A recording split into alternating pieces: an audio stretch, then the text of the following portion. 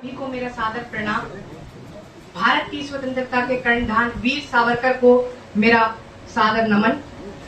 मैं पुलकित पांडे सुरेश देवी हेमचंद त्यागी सरस्वती विद्या मंदिर गंगानगर कक्षा अष्टम का छात्र हूँ। आज मैं आप सभी के सामने वीर सावरकर के जीवन पर आधारित अपनी स्वरचित वीर रस की कविता प्रस्तुत करने जा रहा हूँ। भारत माँ तेरे वीरों को लाज बचाना भारी है, कोई कुछ भी कहकर जाए तेरी कैसी लाचारी है। जिसने किया समर्पित जीवन उसे माफी पुरुष कहते हो, जो देश छोड़कर बाहर घूमे उसे महापुरुष कहते हो।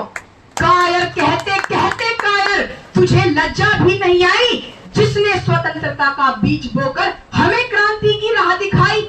अपना सावरकर कम ना था, देशभक्ति में कोई भ्रम ना था, भारत माँ की रक्षा खातिर ऐसी सजा सहने का किसी में दम ना था, ऐसी सजा सहने का किसी में दम ना था। जीवन के संकट को देखकर कितने आंखें मूंद गए थे, भारत माँ की सेवा खातिर समुद्र में भी कूद गए थे।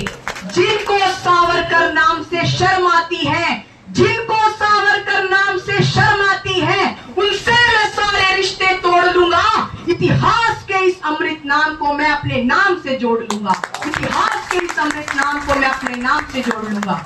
अब मैं अपनी कुछ अगली पंक्तियों के माध्यम से बताना चाहता हूं कि हमारे देश में कुछ ऐसे भी गद्दार हैं जो वीर सावरकर को माफी पुरुष और गद्दार कहते हैं। यदि आप सभी समझ चुके हो मैं किसकी बात कर रहा हूं तो एक बार जोरदार तालियों से अभिवादन चाहूंगा। तिलक बहादुर के कष्टों पर चापेकर बंधु ने ध्यान दिया था, अंग्रेजी न्याय प्रतीकों का दोनों वीरों ने जान लिया था, दोनों वीरों ने जान लिया था। एक ही घर के तीनों बालक को अंग्रेजों ने पकड़ लिया था, फांसी के फंदों ने इनको पल भर में ही जकड़ लिया था। वीर सावरकर ने ही पहले इन वीरों का गुणगान किया था, स्वतंत्र भारत का अलख जगाकर क्रांतिवीरों का सम्मान किया था, क्रांतिवीरों का सम्मान किया था। अंग्रेजी शासन को जिसने अपने दम पर फाड़ दिया था, सन 57 की क्रांति को क्रांति का प्रमाण दिया था, क्रांति का प्रमाण दिया था। अब मैं अपनी कुछ अगली पंक्तियों के माध्यम से कुछ प्रश्न उठाऊंगा। यदि आप सभी को लगे कि सावरकर के जीवन से संबंधित ठीक प्रश्नों को उठा पाया हूं तो आप सभी का उत्साह देखना चाहूंगा। अंग्रेजों से पूछ रहा हूं, सावरकर से क्यों कांप रहे थे, जब उन्होंने कुछ किया ही नहीं तो क्यों फांसी के फंदे नाप रहे थे, तो क्यों फांसी के फंदे नाप रहे थे।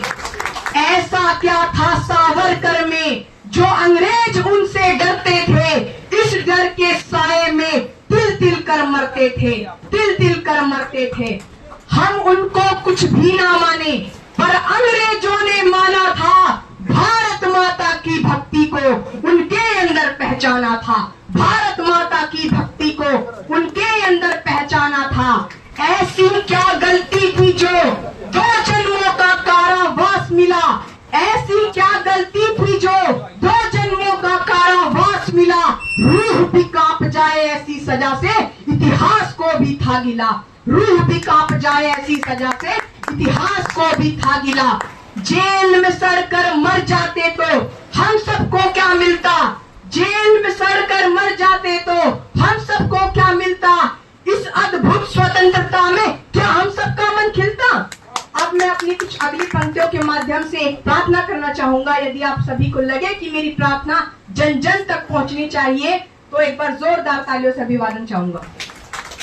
हाथ जोड़कर करूं प्रार्थना, हाथ जोड़कर करूं प्रार्थना, सावरकर पर ना द्वंद करो, माफी पुरुष बोल बोल कर भ्रम फैलाना बंद करो, माफी पुरुष बोल बोल कर भ्रम फैलाना बंद करो।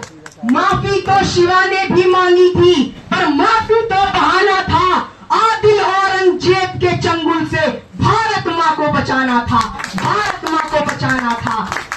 वीर सावरकर ने जब देखो भीष्म प्रतिज्ञा खाई थी, अंतिम सांस तक लड़ते लड़ते हमें स्वतंत्रता दिलाई थी, हमें स्वतंत्रता दिलाई थी।